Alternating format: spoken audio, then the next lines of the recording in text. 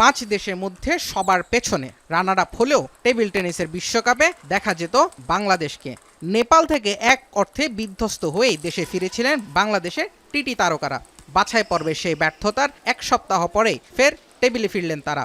এবারে 3 আন্তর্জাতিক প্রতিযোগিতার জন্য নিজেদের প্রমাণ করার মিশন তাদের সামনে।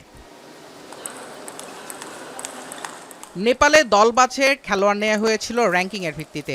এবারে নিজেদের প্রমাণ করে জাতীয় দলে জায়গা করে নেয়ার পালা। পরের 6 মাসের মধ্যে 3টে আন্তর্জাতিক সূচি রয়েছে টেবিল টেনিসে। সেই লক্ষ্যে জাতীয় দলের কোচ হয়ে এসেছেন থাইল্যান্ডের পেটারাথন পাসারা। 25 বছর বয়সী এই কোচের বয়স নিয়ে আছে নানা প্রশ্ন। 2 মাসের জন্য আনা হলেও কোচকে নিয়ে আশাবাদী ফেডারেশন। পরিকল্পনা আছে দীর্ঘমেয়াদে কোচকে নিয়ে কাজ করার।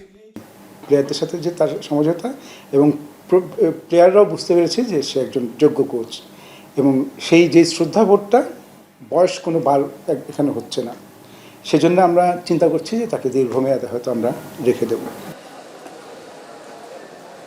বিদেশি এই কোচকে নিয়ে ফেডারেশন যেমন আশাবাদী, তেমনি বাংলাদেশের খেলোয়াড়দের নিয়েও বড় প্রত্যাশা থাই কোচ পাসারার।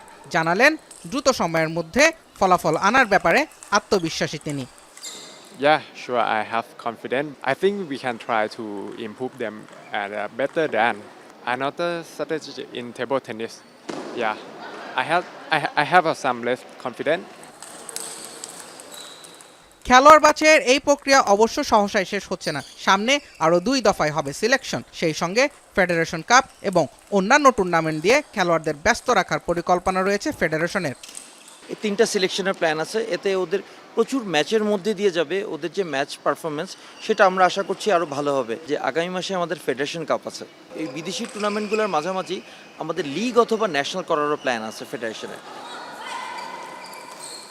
নানা স্থবিরতার পর টেবিল টেনিসে ফিরেছে ব্যস্ততা। শুরুটা ভালো না হলেও দীর্ঘমেয়াদী পরিকল্পনায় টেবিল টেনিসে সুদিন আনার প্রত্যাশা কোচ এবং ফেডারেশন সংশ্লিষ্টদের, যার শুরুটা হবে রিয়াদে ইসলামিক সলিডারিটি গেমস দিয়ে। জুবায়ের আহমেদ, এখন ঢাকা।